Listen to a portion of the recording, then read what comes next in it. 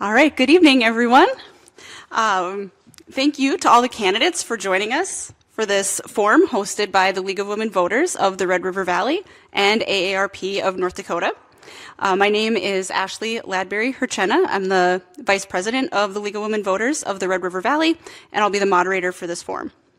The forum is being live streamed and will be recorded for playback on the City of Fargo's PEG TV channel, which is TV Fargo 56. This recording will also be posted to our website and Facebook page. Editing of the posted recordings is authorized only for official media reporting. Edited clips may not be used for partisan purposes. The League of Women Voters is a nonpartisan political organization that encourages informed and active participation in government, works to increase understanding of major public policy issues, and influences public policy through education and advocacy. If you would like to learn more about us or join the League of Women Voters, please visit our website or Facebook page.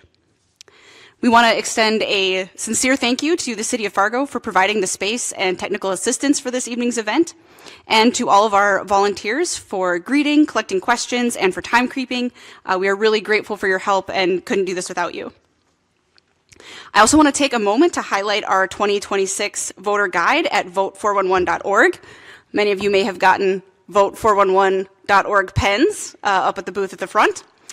Vote 411 is a voter guide, essentially, online voter guide. You can find information about your polling location and get personalized ballot information to compare candidates to see who you are seeking to vote. I also want to give a huge thank you to all 5 of our mayoral candidates today as they have completed the questionnaires for vote411.org. So thank you, all of you, for completing that. We really appreciate it. And it's so helpful to the people in our community who maybe don't have time to come to an hour-long forum. Before we begin, I'd like to review the rules and procedures. Questions have been submitted by the public in person here tonight, and we already have a table full already. So questions may be screened for clarity or combined with other similar questions. All candidates will be given an opportunity to address each question, and each candidate will have 1 minute for opening statements. We'll start with Josh Boucher and then go down the line, and then each candidate will be allowed 1 minute to respond to each question. The first question, Denise Kolpak, will start with you, and then again go down the line. And at the conclusion of the Q&A period, candidates will give another 1 minute for their closing remarks. The timer is right over here to indicate how much time is remaining and indicate when your time is done. When the 1 minute is over, you will hear the kind of beep or beep sounds. That means your time has expired. Please complete your sentence or thought so that we might move on to the next question or candidate. We really appreciate the audience consideration in maintaining a quiet room so that all candidates have the opportunity to answer their questions fully and in a timely manner. If you haven't yet done so, if you could silence your phones so that we can have a full attention on the candidates. And we'll begin opening statements with Josh Boucher, and then, as we said, proceed down the line. You can go ahead. Well, good evening, and first of all, thank you to the League of Women Voters, AARP, for hosting tonight's event. It's always great to engage with the public. My name is Senator Josh Boucher. I've had the privilege of representing Fargo and Bismarck for the last 14 years. During that time, I've advocated for our community on behalf of a number of issues, specifically around housing affordability, homelessness, property tax relief, public safety, and been involved in times when we've had budget surpluses and budget deficits. I have the experience to understand a multi-billion-dollar budget and to bring people together to work towards the solutions for our community. Oftentimes, I've been working in difficult environments and been able to champion legislation that's important for our community and for the people throughout North Dakota. When I'm not in Bismarck, I serve as a real estate agent and a broker supervising 140 agents across the state of North Dakota.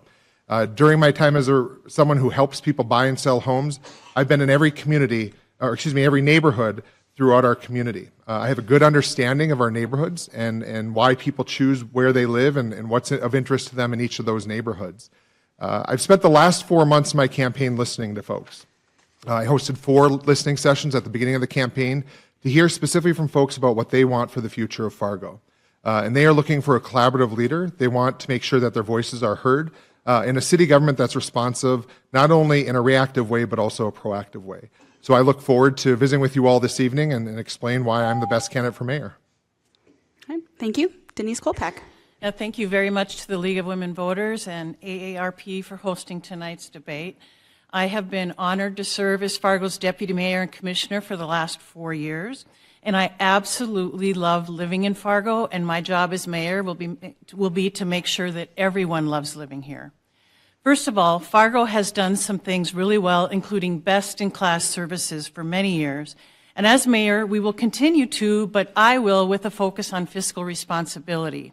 And to that end, I'll introduce zero-based budgeting, and I'll also work with the commissioners in the cabinet to identify clear strategic priorities as part of the budgeting process.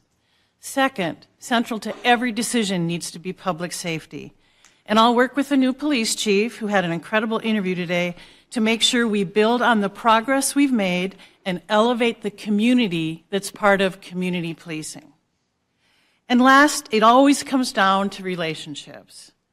As chair of the commission, I will work with each commissioner to work on and make sure that we start with facts, understand how decisions are made. Thank you.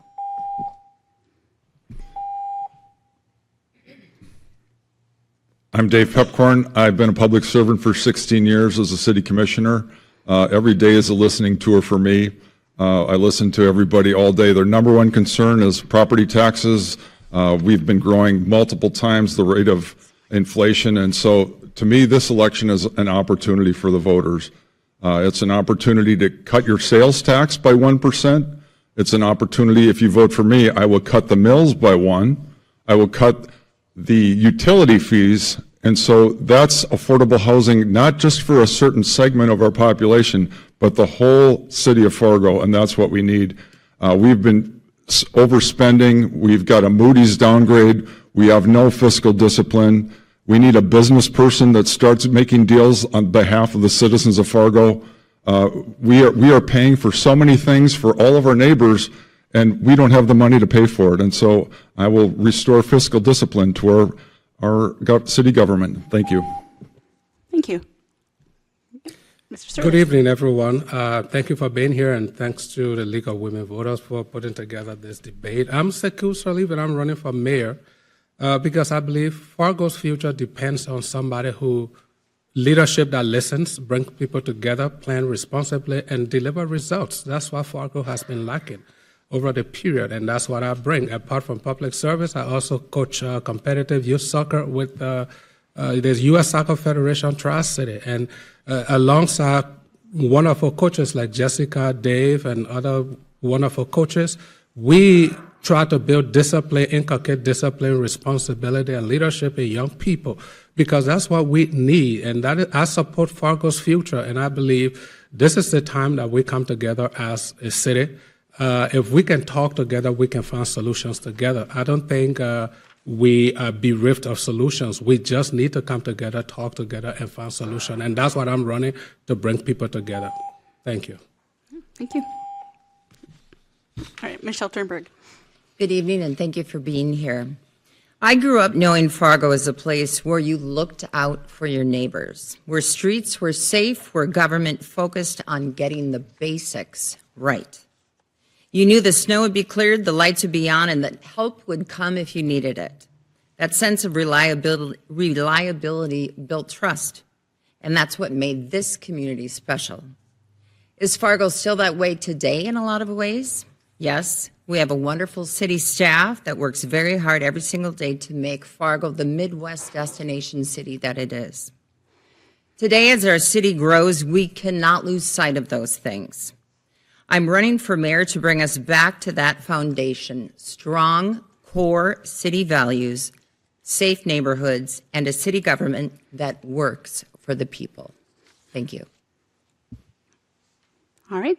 Thank you. For our first question, Denise Kolbeck, we'll start with you. So far, we have had many questions related to safety in the downtown area. And one of the questions that kind of summed up all was, how would you address safety downtown while maintaining the many nice commercial areas? Thank you. Again, I referenced the interview today with the proposed new police chief, and I think you're going to see change coming very soon in how we are going to be approaching the collaboration, working with other departments, divisions, with the city, and with the local businesses. And again, that starts with relationship. But we also, when you look at the safety downtown, we need to be really clear on what the issues are we're trying to solve. And there isn't just one solution for a number of the complex problems. So again, we need, and I have been talking to the local businesses, understanding what their concerns are, the local residents, and city administration to acknowledge that we have an issue, that perception is reality, and we have to think about doing things differently to address those perception issues and deliver real results for the people who have invested in Fargo. Thank you. We'll reset the timer here. All right, Dave Pepcorn. So there's lots of issues that we need to do, and a lot of them are very simple. First of all, we've had leadership that's soft on crime. I will not be soft on crime. The first thing we're going to do is close the engagement center. That will be very beneficial. The next thing we're going to do is quit giving away heroin needles in downtown Fargo, where we have 3 million of them. I'm a property owner in downtown Fargo. They're everywhere. We can't have our kids outside at the library during the summer because there's so many people that are either intoxicated or have mental illness. We need to get them help. We don't need to enable them. And we have a whole list that I'm going to work with the police chief on. Some of them are easy, some are going to take some time. There's some laws that we just eliminated that we need to reinstate about public intoxication, loitering, and so there's lots of solutions, but it's going to take some time. Some will happen fast and some will happen slow, but if I'm the mayor the next day, you will notice a difference. Thank you. All right, thank you. So Gooserleaf. Yeah, I think we have a problem with perception, data, and reality, and we need to address those because I listened to the current acting police chief, and he said our crime is down 10%. So that is good news, but the perception doesn't show that. So when I'm elected mayor, the way I can address myself to what's going on downtown is to meet with stakeholders, meet with the police chief, meet with business owners downtown, meet with the residents that live here, so that we know by hearing from them exactly where the perception is coming from. Is it that crime is down? Is it that crime is increasing? How do we fight it? Again, like I said, if we can bring people together and have a discussion, we can find solutions to some of these problems, and we might be able to change some of these negative perceptions, because some of these negative perceptions could be rooted in some other orientations, so we have to work on that. We need to sit together and talk together to find a way forward. Thank you. Thank you. Michelle Turnberg. Today was the best news we could have gotten in quite a while. So we will be getting a new police chief, a new police administration, which was sorely needed in this city. Our police force is below the national average. What I want to see is a focus on core services, which specifically means your safety, police, fire, and first responders. Our new police chief is wonderful. He is easy to sit down with. He wants to discuss. He's got great ideas, and this is a wonderful new forward step for the city of Fargo.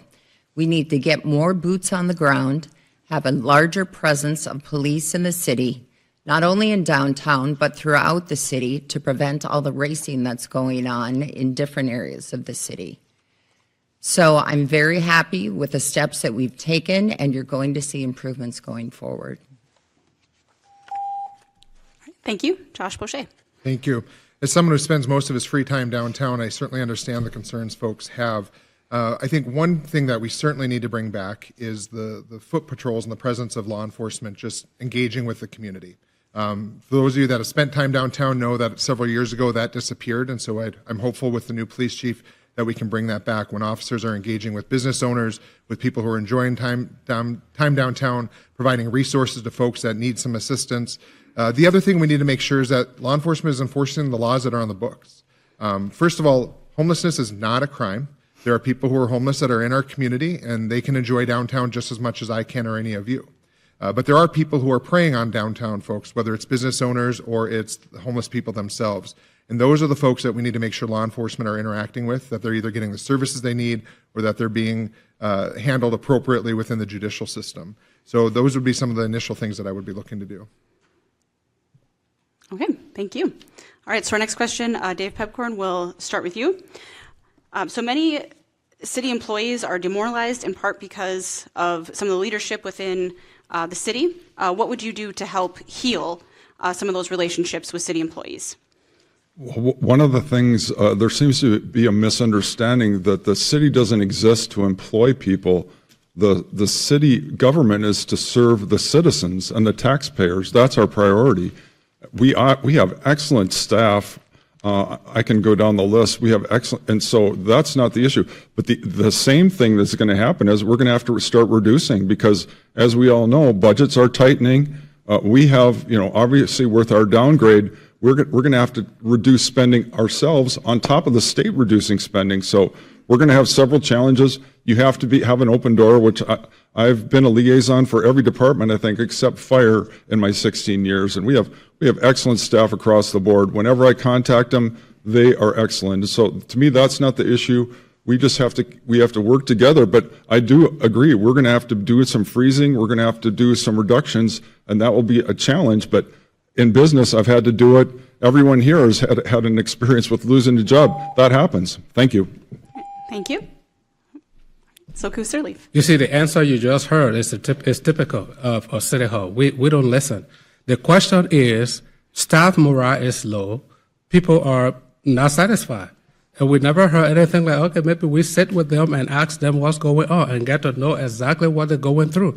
That is the problem with City Hall. City Hall is completely tune deaf, even to the staff that worked for them. And that is a problem. If they can't even listen to the staff that works for them, do you think they listen to the people in the city? No, they're not going to do that. That's why we need to chart a new course. That's why you need to elect me so that I can listen to our city staff, know what they are complaining about, know what's causing a low morale, know exactly what we can do for them. If we need to do anonymous tips so they can drop comments and, say what they're going through. And if we can protect whistleblowers, if they can come up with issues, maybe people are even afraid to talk about what's going on. So we need to listen. We need City Hall to listen. Thank you. All right, thank you. Michelle Turnberg. Well, that is not true. I have met hundreds of city staff over the past 2 years and have made countless new friends and connections, and we have a wonderful staff. Now, that city survey that was done was a bit confusing in leadership. What did that mean? Did that mean the directors of the departments, or did that mean elected officials? There are good and bad apples in every workforce. And I think it's imperative that we have personnel evaluations and get to know what the problems are, if it's leadership or if it's in the workforce, and get to the root of that problem and fix it. Thank you. Thank you. Josh Boucher. Our most important asset as a city is the people who work for us and serve us. And under the current commission, we have seen the morale go down, as proven through the employee engagement survey that was released last year. 30% of City of Fargo employees indicated that they were ready to leave at any time. That is not a good number for the people who deliver or pick up our garbage, who keep our streets clean, who clean the streets during the winter and keep us safe when we need them most. And so I think it's important that the dais represents, when we talk about whether it's leadership or it's department leadership, it starts at the dais. It starts with how we talk about those leaders and how we engage and support public employees at all levels. We may not agree with things that are happening in the department and might want to have conversations about how things can be done differently, but accusing employees from the dais of inappropriate behavior or challenging their leaders is just showing them why they need to continue to be timid and afraid to put their neck out to stand up for what's right. Thank you. Denise Kolpak. Yeah, I've said for years that our number one asset is our people that work for the city of Fargo. Without people, we don't have services delivered. And 76% of our general operating fund pays for the people who deliver those services. And 70% of our employees took that employee engagement survey, and there has been a lot of work since by departments, some more than others, on how they're going to specifically address the concerns that were raised. And so we need to support city administration on implementing those findings and those recommendations and work with the entire cabinet. And last, yes, the survey was very clear that a lot of the demoralization comes from behavior up here and was specifically called out by name a couple of commissioners in that behavior. It's up to the mayor as the chair of the board to use the gavel to enforce governance and protocol and lead those meetings with respect for everyone, but also with a very firm hand and using the gavel. And rebuttal? Thank you. So we do not have, it is a forum, so not a debate format. Certainly, though, if there are things brought up during the Q&A session, you can address those at the end in your closing statement if you would like. So Kusirleaf, the next question will start with you for the answer, for the first answer. So we've had several questions related to kind of working together and bringing people together across the city. So if you were elected as mayor, how would you work with people who might have different opinions from yours, or perhaps a different approach to dealing with issues? Basically, how would you bring people together to help solve some of the issues that we're talking about tonight? That's an interesting question, and I mean I can just piggyback off on the previous question. Democracy is about working together. We don't have to agree. We don't have to be buddy-buddy, but the city's future is the only constant. How we build a city that works for everybody, how we build a safe city, how we build a city that with affordable housing, how do we build a city that caters to the needs of our seniors and our veterans and our young people that are struggling. Poverty is at 12.8%, and anybody living between the ages of 18 and 34 are the poorest in our city. How do we come together to solve some of these problems? When I'm elected as mayor, I don't have to agree with you to listen to you. If we can listen together, we can agree together. And that's all that I'm saying. Let's bring all the stakeholders together. Let us bring the community together. Let's bring the partners together. Let's sit at the table and find a solution that can take Fargo forward and make Fargo a great city. All right, thank you. Michelle Turnberg.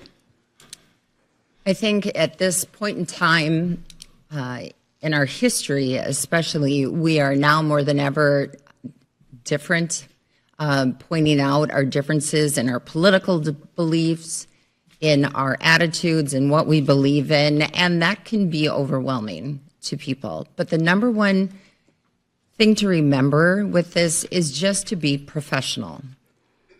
There are plenty of people, I'm sure, that have different opinions from me working in the city, but I wouldn't know because it doesn't matter to me. They are my equals.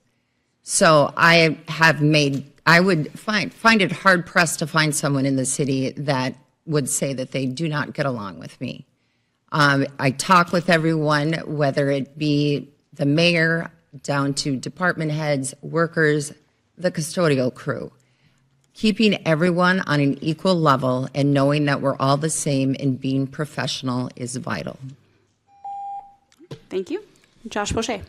My entire career as a public servant has been in an environment where I've not necessarily been in the majority, but I've been successful at getting things done by working with everyone, trying to find those common values, those common goals, specifically around legislation that improves the quality of life for folks here in Fargo. Also being in the minority, I understand what it's like not to be listened to. So I bring that respect to the folks that I work with to make sure that, again, we're focused on the issues at hand and moving things forward. Secondly, as a real estate agent, my entire job is negotiation. Our common goal is to get across the finish line and make sure someone has a new home or someone has a home to sell. And so often there's conflict that comes up, there's negotiation that happens, but our goal is to get across the finish line and work through that. So compromise is a good thing. I grew up at a time in politics in which compromise was rewarded. And now we're at a time where everyone digs in their heels and tries to fight for their own agenda instead of moving things forward. So I'm an advocate of moving things forward by working together, collaborating, and finding those common ground where we can. All right, thank you. Denise Kolpak. Yes, thank you. I pride myself in being very responsive as a commissioner who works for all Fargoans, regardless of politics or political party affiliation. And in my entire career, for 30 years, I worked in policy and advocacy in Bismarck and lobbied on different issues and topics. And I was very successful getting to conclusion and resolution. Number one, by showing up. Number two, by listening. And number three, by always being prepared with the facts. And if you really listen, I learned a long time ago, it's called to learn to squint with your ears when you're talking to somebody, to understand where they're coming from and what their point of view is. It goes a long way in developing common ground by which you can come to a resolution. I will share, yesterday I had a 45-minute conversation with I'm talking fast, with a North Fargo resident who, when we began the conversation, said, I don't know if we're going to agree on this issue. By the end of the conversation, he literally told me, this has truly been one of the most delightful conversations I've had. And so I consider that a win, and that's how I'll approach the job. Thank you. Dave Pepcorn. So in my 16 years, I've been both in the majority and the minority, and if I'm the mayor, I would have an open door. What's happened now, our current mayor excludes certain commissioners from everything. We are not included in anything, which is very poor leadership. My door would always be open and all the commissioners would be welcome. However, what I've learned is we don't all agree on everything. And when we have the vote, then you have the vote, and sometimes you're in the majority and sometimes you're not, and then life goes on. I don't think having us disagree with one another is a bad thing at all. If we all agreed, then we really wouldn't need a commission. And so the main thing I would do is give everybody an opportunity to come in and all visit with each other. Right now, that is not happening, and it's not healthy for our city. Thank you. All right, thank you. Michelle Turnberg, the next question will start with you. Okay, so we had several questions related to the budget, kind of looking at opposing sides. So one being, if there were cuts made in the budget, specifically what would you cut and why, and kind of weighing how this would potentially impact quality of life for people that live in the city. Or obviously the other perspective is that potentially taxes could be increased, and what parameters do you see around supporting tax increases for things like new projects? So my philosophy is to focus on core city services. So what exactly that means is a service that you could not provide for yourself. That means public safety. You could not provide police protection or fire protection or emergency ambulance services. The water coming out of your faucet in the kitchen, the toilet that flushes, the streets that you drive on, the garbage that gets hauled away, your utilities. Those are all things that you cannot provide yourself. That is what the city needs to focus on. The city is not a bank. The city is not a nonprofit. We have almost 2,000 nonprofits in Fargo alone, not including West Fargo and Moorhead and the surrounding cities. 2,000 nonprofits in Fargo. So we need to focus on those core city services, and that will help fix our budget. Thank you. Josh Boucher.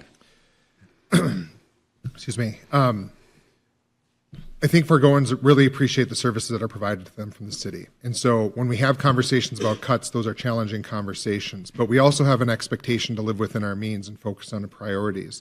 I think as mayor in the commission, our job is to set the budget priorities for the staff.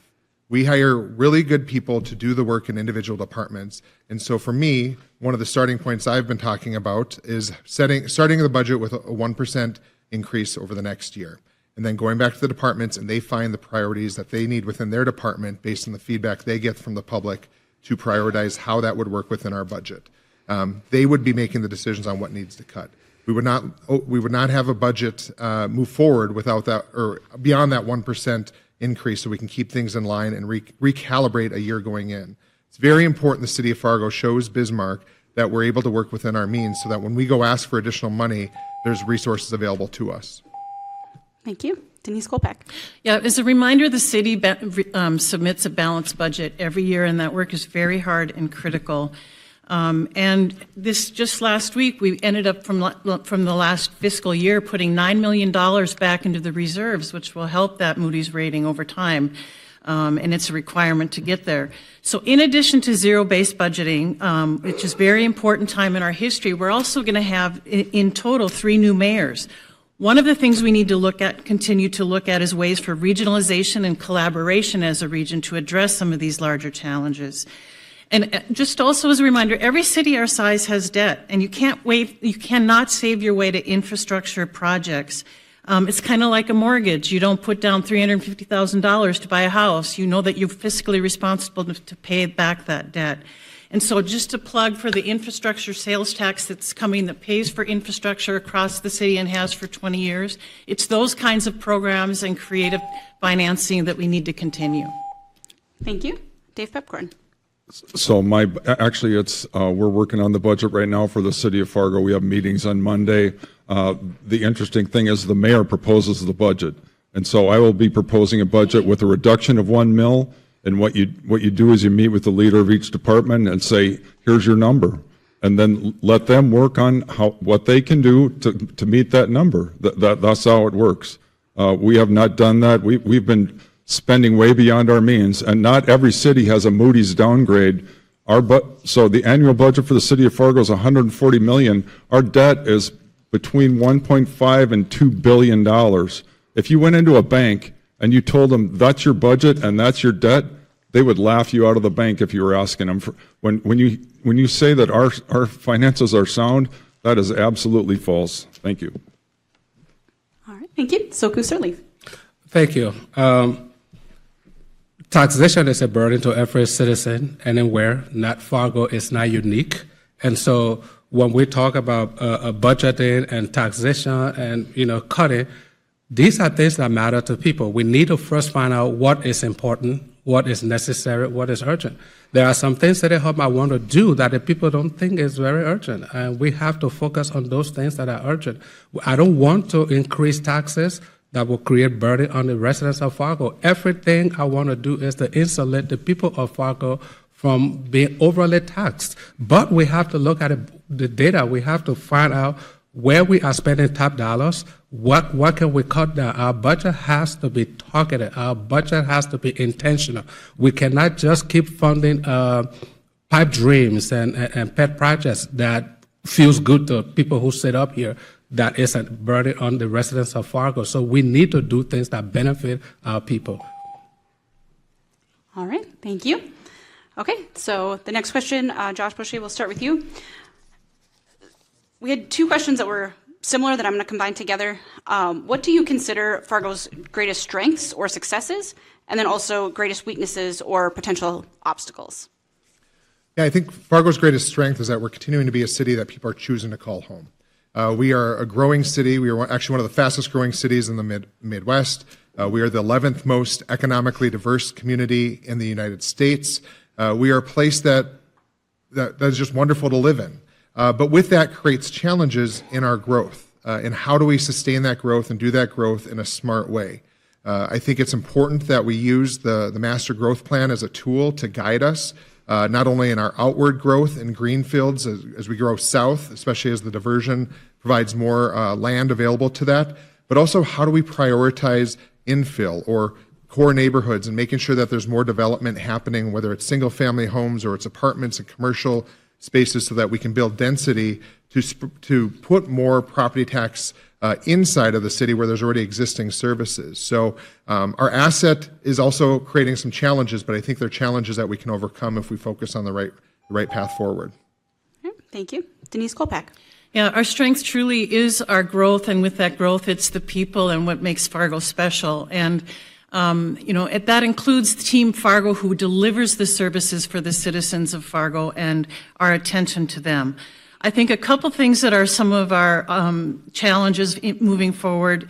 Number one, it's what I've seen over the last couple of years with some of the behavior at the dais is the erosion of public trust that we're seeing across the city. And how do we continue to truly engage our citizens so that they are part of local government, that they have a voice, that they have a say, and we bring the government to them. I proposed adding quarterly community forums 3 years ago as part of our commenting and gathering of information with citizens.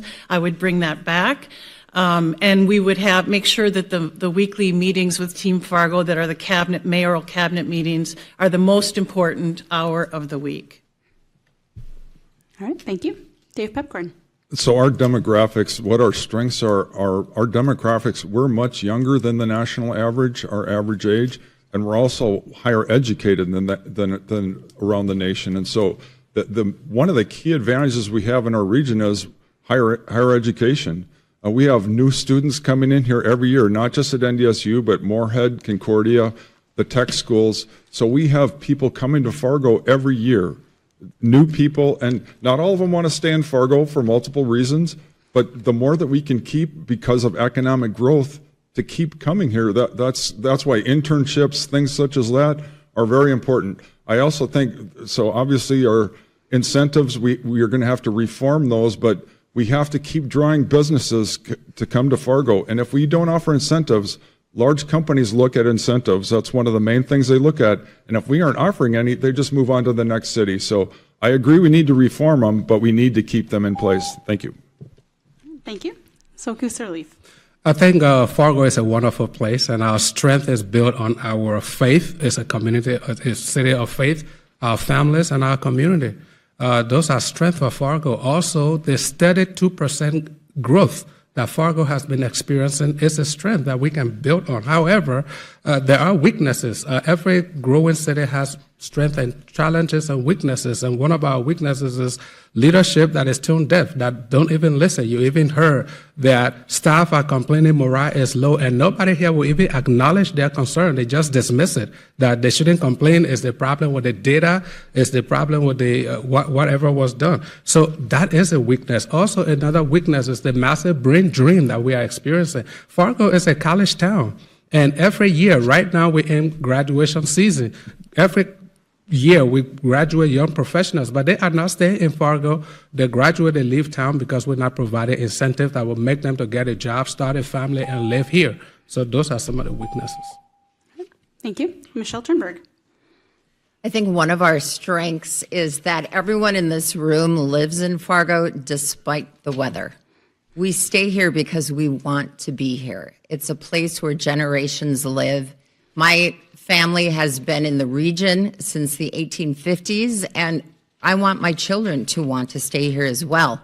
But I think the most important thing is that we need to feel safe in our community. I want to feel safe in my home. I want to feel safe in my neighborhood. I want to feel safe in my workplace. And we are under the national average of police per resident. That needs to change.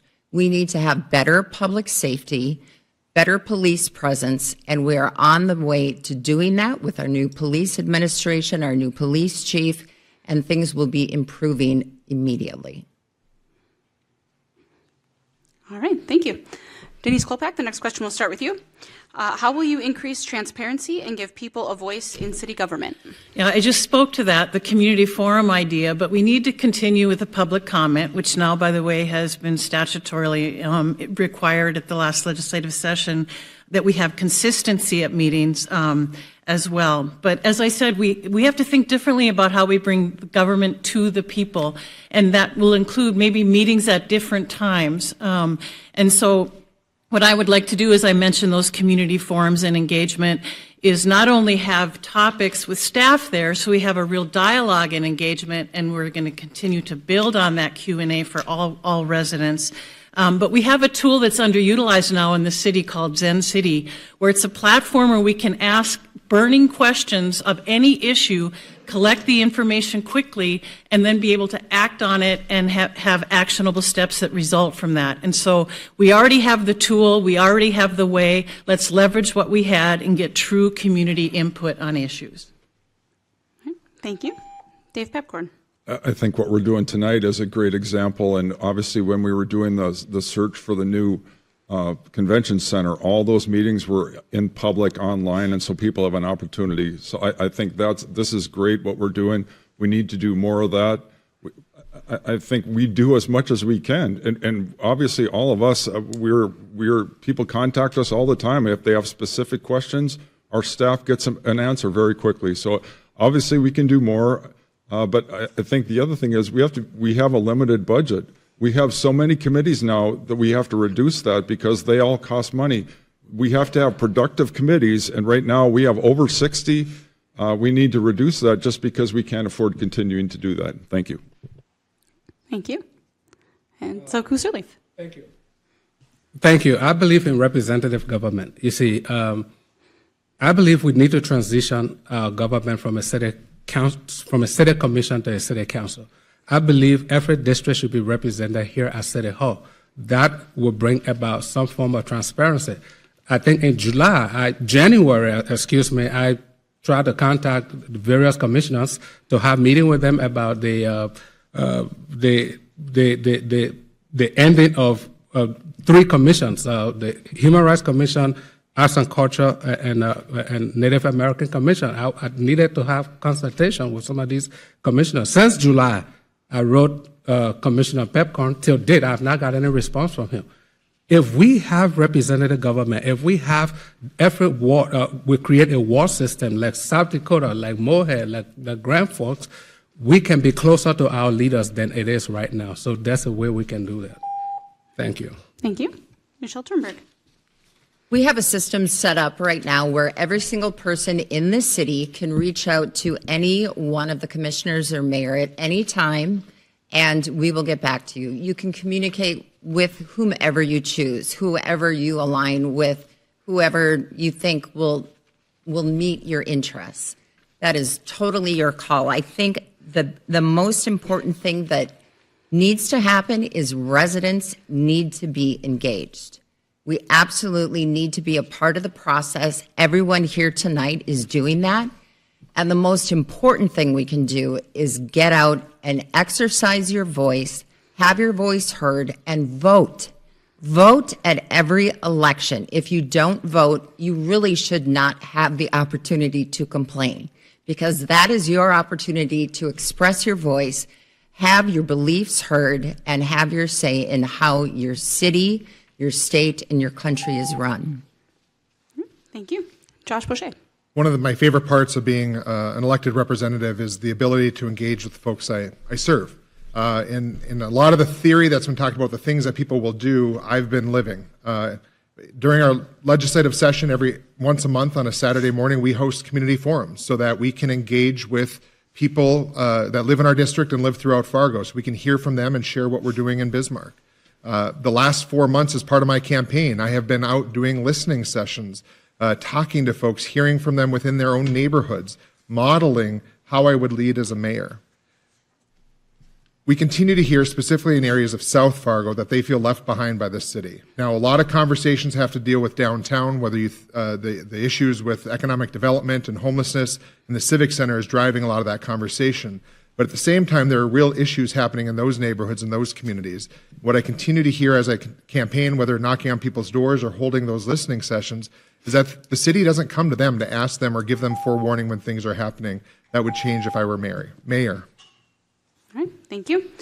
So Dave Pepcorn, the next question will begin with you. So a couple of questions related to housing and the cost of housing. So how would you help address the housing crisis, specifically stabilizing the rising cost of housing, including rent, which is contributing to the issues related to homelessness in Fargo? I talked a little bit at the beginning about that. So the main solution is to quit raising property taxes, which is what we've done multiple times the rate of inflation. And so what I'm going to propose is we're going to reduce the mill one mill next year, and we would reduce it another mill the next year, and so on. That helps affordability for everybody. The other thing that we did was we raised our utility fees as a city from 2% to 4%. I voted against that. I would reduce that as well. That helps affordability for everybody. Obviously, we want to have workforce housing in the downtown, and we have excellent groups like the Fargo Housing Authority, Beyond Shelter, that the city works with, and so we need to be a part of that. And obviously, the state helps us with that, and we need to get more of those projects. But affordability for everybody. What's happening now is we're raising our property taxes, and we're pushing people with fixed incomes out of their houses because of our overspending. Thank you. Thank you. So Kusserleaf. Thank you. The final price of a house is built in so many. Is built up on so many things. Delay permits, unclear requirements, high specials, rising material costs, and uncertainties all contribute to the final price of a house. So we need to get rid of some of those uncertainties. We need to be able to open up the corridor so that permits can be granted within time. We need to remove any bottleneck that prohibits or hinders construction process. Builders need their permits and other things. So anything that hampers growth, anything that hampers the speedy development of our city should be removed. And City Hall keep slow walking so many things. Small businesses and major developers, they all face the same issues. So we need to address some of those issues, like special assessment and other things. Let's build South Dakota. Okay, thank you. Michelle Turnberg. We need to make buying a home more transparent. Fargo is so unique in the fact that we have specials. Ask anyone who moves here from another city, what is a special? They're blown away and don't quite understand what is going on. It makes the cost of a home not quite reality and can make some home buyers overbuy a home. And all of a sudden, you've got an extra $50,000 bill that you weren't quite aware of, that's included in the price of your home. I think we need to get rid of specials and have that included in the price of the home so the actual home price is transparent and people know what they're purchasing. We need to have sustainable, predictable taxes. We don't need to have surprises every year with property taxes and specials, and especially assessments. Who here got an assessment letter this year and was shocked? I'm sure I wasn't the only one. So that needs to stop. Thank you. Thank you. And Josh Boucher. One of the first things I'd like to do when elected mayor is to put together an affordable housing task force where we bring renters, homeowners, property managers, developers together, city staff, and talk about the true cost of housing and what that means here in Fargo, whether you're renting your home or you're buying your home. And then I want that task force to provide clear, measurable outcomes for us as the commission to evaluate what levers we can pull to make sure that housing is more affordable. There's been discussion before by the commission to enact a rental registry. I'd like to continue that conversation, would propose that as a way for us to make sure that if someone is renting their home, it's safe, that there are tools that we can, as the city, make sure that we enforce with landlords, property managers, and investors. We continue to hear, as I have done my listening sessions around the fact that people's, not only their rent is going up, but they're getting assessed secondary utility charges for vacant units or the hallway utilities. Those are some practices that just continue to impact people's ability to live where they are, and I think we need to find ways to alleviate some of that. Thank you. Denise Kolpak. Yeah, our housing crisis has happened over many years, and many of sitting up here have been serving as we've experienced that. And we have a MetroCog study sitting on a shelf that was supported by our planning department that has yet to be addressed. And step number one for me, similar to a task force, would be to get the right experts in the room and start looking at what are those recommendations as part of that MetroCog study, led by people from the City Hall, again, the entire cabinet determining that it's a priority, but working with the Housing Authority and working with Beyond Shelter, Habitat for Humanity, Fargo Cascade Land Trust, and Churches United along the way with some of their projects. But we also need to leverage the power and the authority that exists in the Metro with our area legislators and all elected officials and meet regularly and together tackle these regional problems. Okay, thank you. So Kuserleif, the next question will begin with you. What is your plan for community policing that will have police working with communities and their leaders? Thank you. I think policing, we need to do several things. I need to sit with the police chief and let us come up with programs on how we can do. I want us to go back to the days of community policing. I want us to go back to the days where police officers know people by name in the community that they police. People in the community know police officers by name. I want police officers to be respected, but I also want the rights, the civil and human rights of citizens not to be violated by police officers.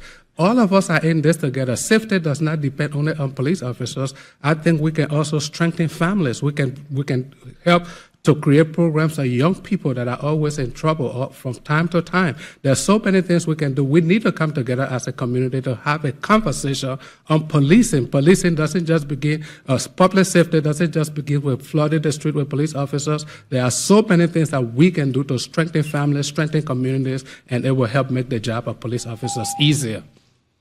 Thank you. Michelle Turnberg. This is why it's so exciting that we are going to have a new police chief. We're already doing this. The problem is that Fargo is below the national average. I've said this before, but we are at 1.4 officers per 1,000 residents. That's 201 sworn officers. Fargo needs to be at, and this is according to our chief, 1.6 officers per 1,000. That means 226 officers. We are 25 officers short. If we have a military action anytime soon where we have reserves called up, we would be in desperate need of anyone on the streets. You have family leave, you have medical leave, you have disability, you have military service. We need more boots on the ground. And community policing is already in place. It will be expanded and it will grow with this new administration. Okay, thank you. Josh Boucher.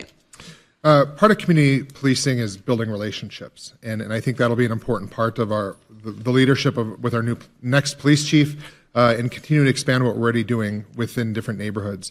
It's been great to see over the last 6 months or a year the neighborhood beat meetings that have happened where citizens have been able to come in their neighborhood to visit with law enforcement, to understand the issues happening in their community, and be a part of the resolution of some of the challenges. We're seeing different issues in different neighborhoods, and we're seeing common issues across the entire city. But through that community policing of building relationships, continuing the dialogue, will help us all feel safer and make sure that we're a part of the solution. Furthermore, there's an opportunity to engage with neighborhood associations and community organizations that are headquartered in various neighborhoods.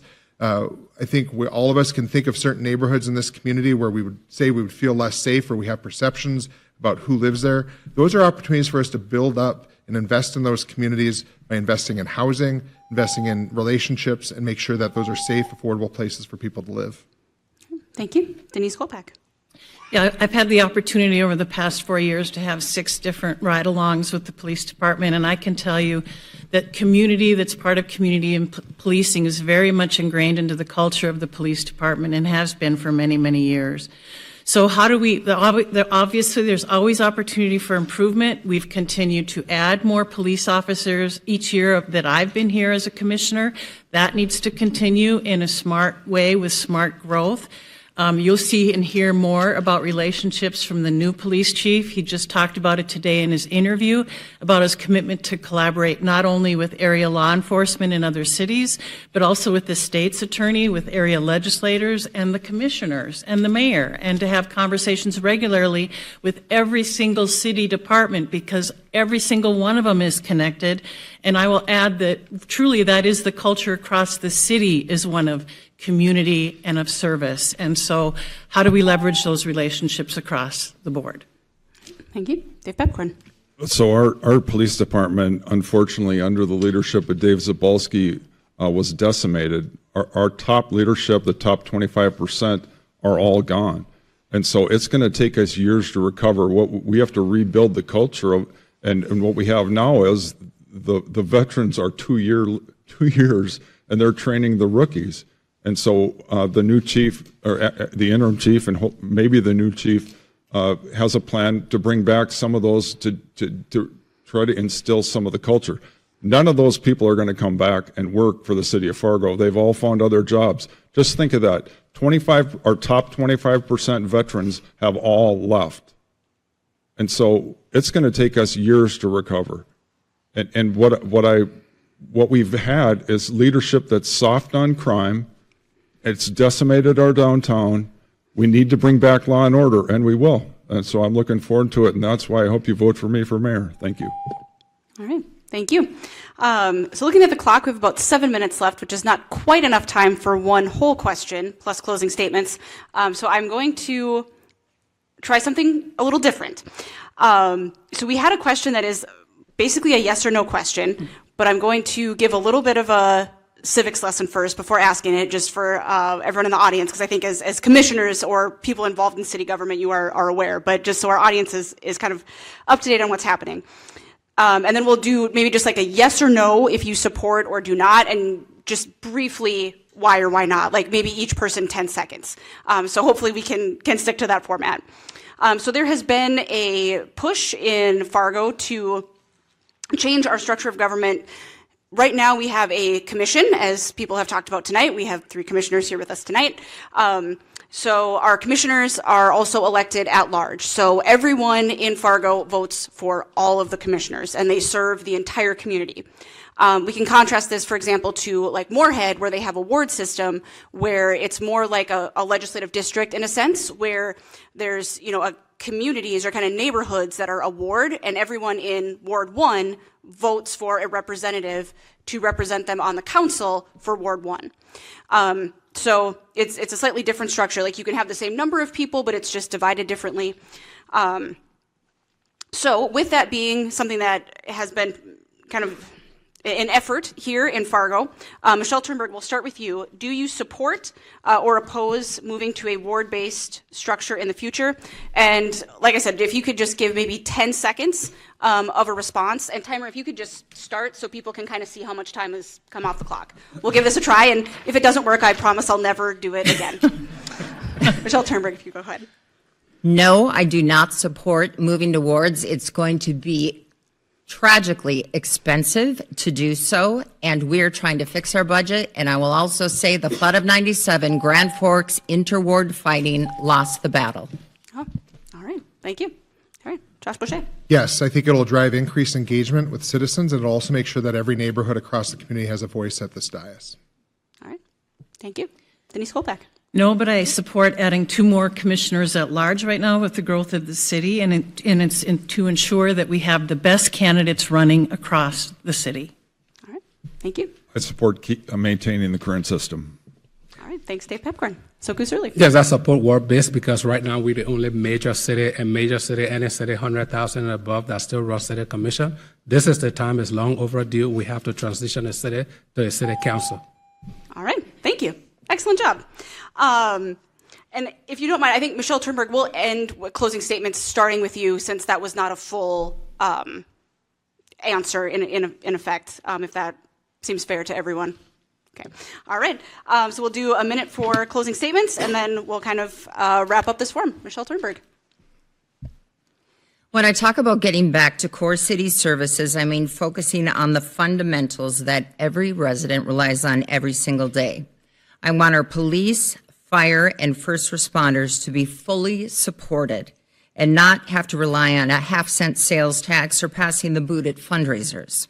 I want our streets to continue to be efficiently maintained during the summer and plowed during the winter. I want our infrastructure and utilities to be cost-effective and transparent. I want our public spaces safe and accessible to visitors and residents alike.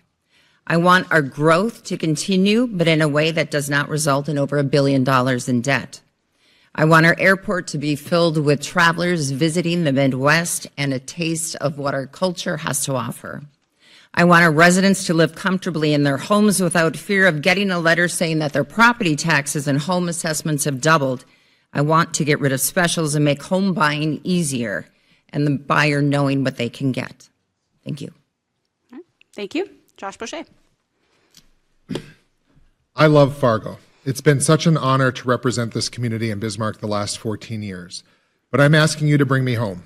I'm asking you to bring my leadership that I've taken to Bismarck on behalf of our community and bring it right here to City Hall.